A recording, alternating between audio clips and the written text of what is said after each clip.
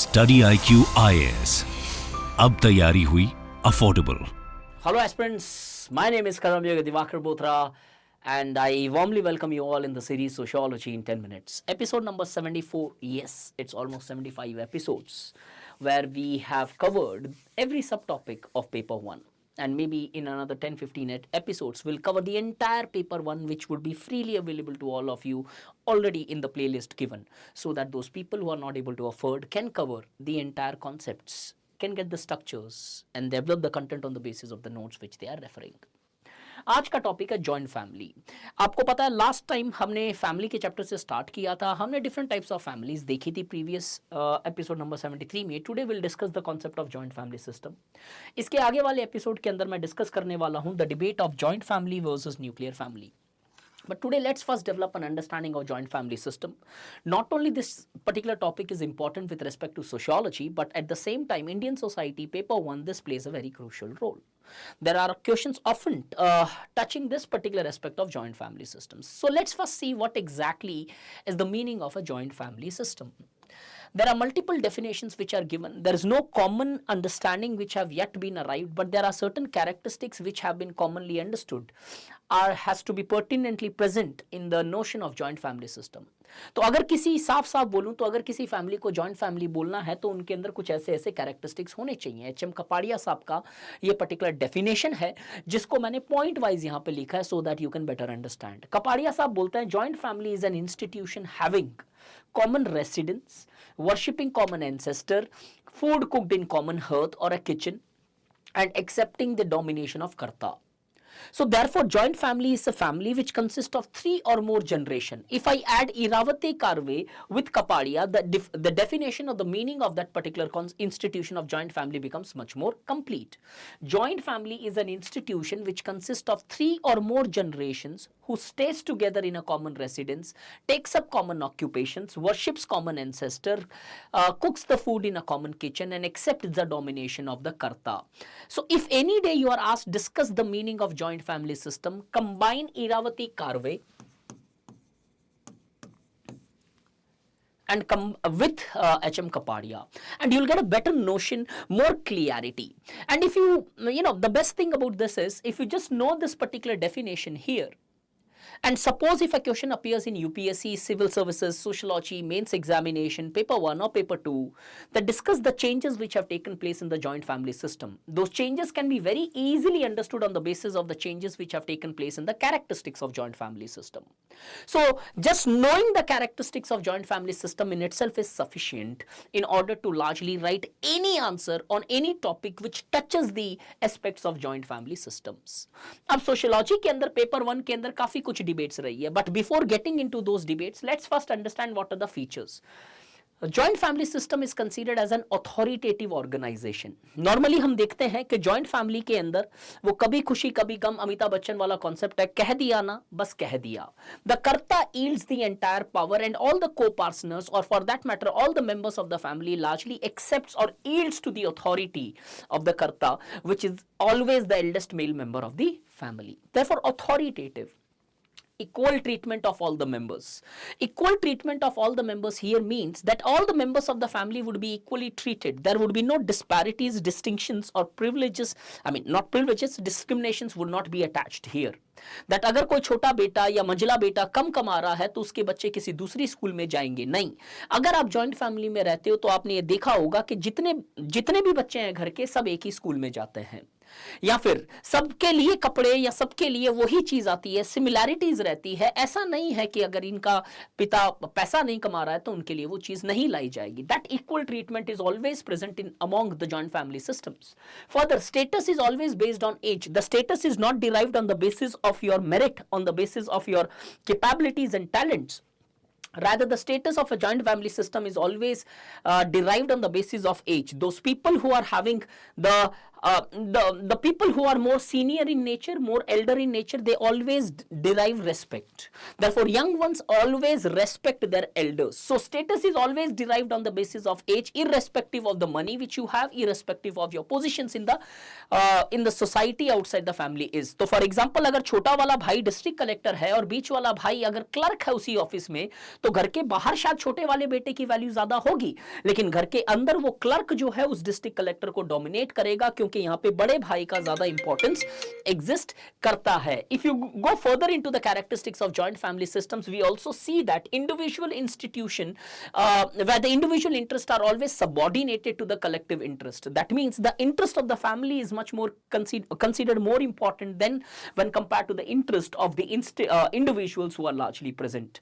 तो आप क्या करना चाहते हो वो सेकेंडरी मैटर है. फैमिली की कलेक्टिव वैल्यूज को सबसे पहले एम्फसाइज कराया जाता है इन पर्टिकुलर एस्पेक्ट्स के अंदर. If you go further, fraternal relationships are more important than the conjugal relationship. That is, the blood relationship is considered as more important than the marriage relationships which actually exist. So these are some of the characteristics of joint family systems which we often seen that wherever or whichever society the joint family system exists, these are the characteristics which more or less would be present or would be common among all the joint family systems. ये सारे के सारे characteristics वहां पे मिलेंगे.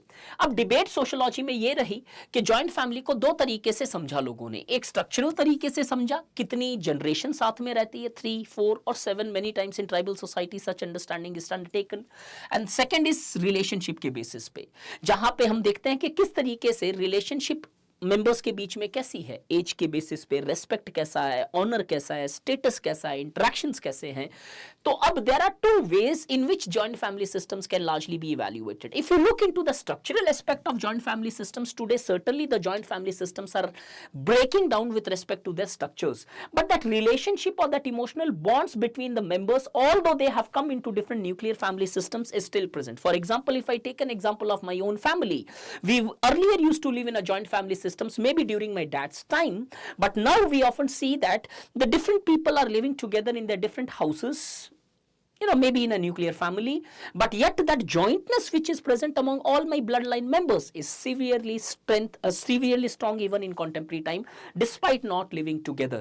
Therefore in India, west के अंदर इसी तरीके से जॉइंट फैमिली देखी गई, लेकिन इंडिया में इसको एक रिलेशनशिप के लिहाज से भी समझा गया कि joint structures are breaking down but the jointness is still remaining intact. Mysore Narasimhan Srinivasan.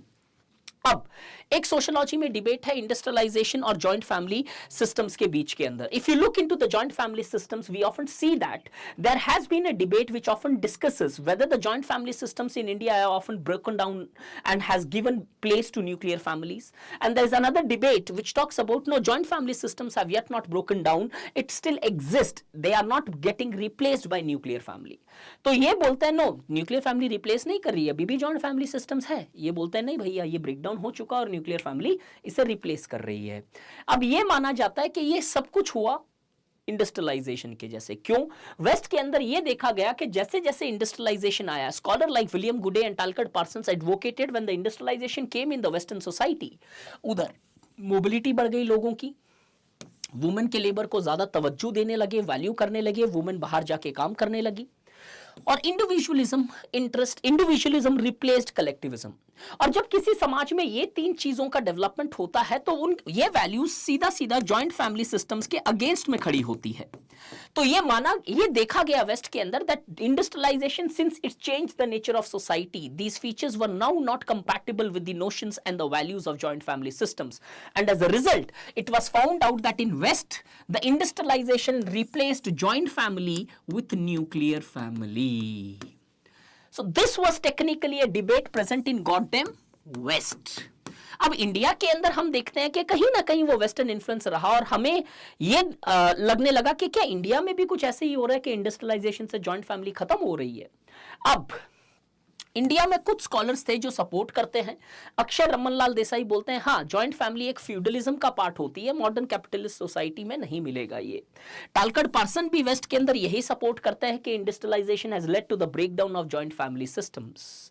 But reality में देखा जाए तो इसका एक other side of the coin भी है कि joint family has not reduced due to industrialisation. क्योंकि इंडस्ट्रियलाइजेशन को होने के लिए जो जो चीजें चाहिए, जो चीज मांगता है, वो सारी की सारी चीजें जॉइंट फैमिली सपोर्ट करती है। और अगर जॉइंट फैमिली उस चीज को सपोर्ट करती है तो इंडस्ट्रियलाइजेशन से ब्रेक अवे नहीं होगा जॉइंट फैमिली सिस्टम, ज्यादा बेहतर और स्ट्रेंथन हो जाएगा जॉइंट फैमिली सिस्टम। कैसे? इस जॉइंट फैमिली सिस्टम से ये सारी चीजें मिलती है जो सपोर्ट स्ट्रक्चर बन जाता है इंडस्ट्रियलाइजेशन का। So if a debate ever comes, how to approach that? First, prove that how joint family systems have been threatened by the industrialization as discussed by scholars such as William Goode and Talcott Parsons, supported by Indian sociologists such as A.R. Desai.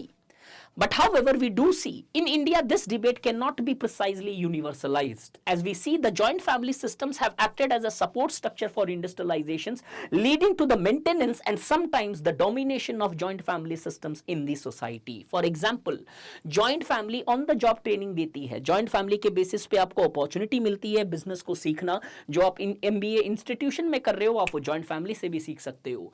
joint family कहीं ना कहीं capital देती है कि जाओ भैया startup start करो, पैसा हम दे रहे हैं, सपोर्ट हम देंगे। Takes up the responsibilities. अगर आप शादीशुदा हो तो आपके बच्चों का टेक केयर करती है कि जाओ आप रिस्क लो, आप लड़ाई करो, आप कहीं ना कहीं आगे बढ़ो, फैमिली की चिंता मत करो। इसके लिए हम सब बैठे हैं ना यहाँ पे। आपको पता है अनु कुमारी किस तरीके से यूपीएससी में सोशियोलॉजी से टॉपर बनती है, वन ऑफ दी, और हम देखते हैं कि उनका ऑलरेडी एक बेबी था, एक लड़का था जिसको सपोर्ट किया उनकी फैमिली ने, जिसके कारण उन्हें फ्रीडम मिला कि वो तैयारी कर सके और बेहतर तरीके से। एक्सपर्टाइज आता है कहीं ना कहीं जॉइंट फैमिली में, क्योंकि जब ज्यादा मेंबर रहते हो तो किसी बिजनेस को बहुत अच्छे से डिवाइड कर सकते हो। आपके आसपास देखोगे तो बड़ी बड़ी कंपनियां जो इंडिया में है वो कहीं ना कहीं फैमिली रन एंटरप्राइजेस है। अर्बनाइजेशन कहीं ना कहीं कॉस्ट ऑफ लिविंग इंक्रीज करता है, तो इसके कारण भी अर्बन इंडिया में देखते हैं कि लोग जॉइंट फैमिली सिस्टम्स में रहते हैं। हम देखते हैं सुधा कपूर की खत्रीज की स्टडी है, गोरे की अग्रवाल्स की दिल्ली की स्टडी है, ये सब बताते हैं कि अर्बनाइजेशन के चक्कर में कुछ लोग जॉइंट फैमिली सिस्टम में रह रहे हैं।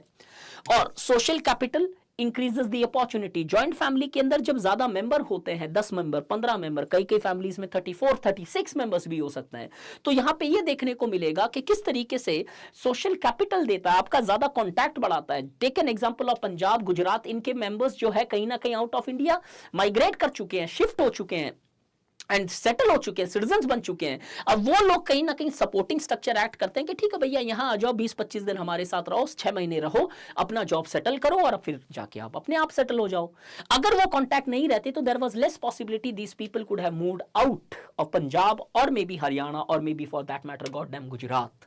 इस तरीके से, जिस तरीके से मैंने बताया, सोशियोलॉजी का बैच ज्वाइन करना आपके पास लिटरली आखिरी मौका है ये, बिकॉज इसके बाद में जो बैचेस होंगे कहीं ना कहीं मोर टारगेटेड टू 2025 होंगे। दिसंबर 12 को ये बैच क्लोज हो जाएगा, with that your opportunity closes.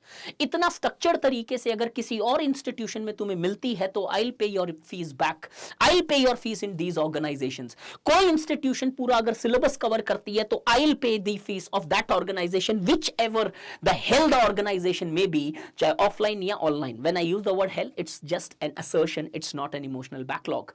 Further, अगर कोई भी आपको कॉन्स्टेंटली मोटिवेट कर पाएगा या कहीं ना कहीं मेंटर कर पाएगा, anybody, I am ready to pay the fees, but provided you would have to prove me के सिलेबस कवर हुए हैं पिछले बैच में। आंसर राइटिंग से लेके, मेंटरशिप से लेके, यूपीएससी 75 हार्ड जैसा चैनल किसी संस्था ने, किसी आदमी ने स्टार्ट नहीं किया, हमने किया, मैंने किया सोशियोलॉजी के अंदर, जहां पे आज मेरे बच्चे सुबह 4 बजे उठते हैं, मुझे मैसेज करते हैं, so that discipline has to be developed.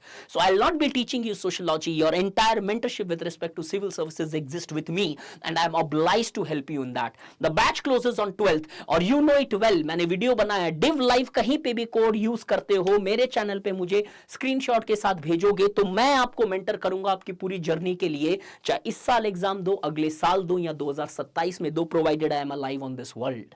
Use the code div live. This code is a magical code. In which ever GS any batch you use this code, you have created a contract with me that I would be giving you the mentorship. No other code would give you. Every code can give you the discount, but no code can give you the direction. If you really want the direction, come here, join the batch, and you will really feel the rhythm in your sociology preparations. Thank you. Namaskar. Study IQ IAS. अब तैयारी हुई affordable.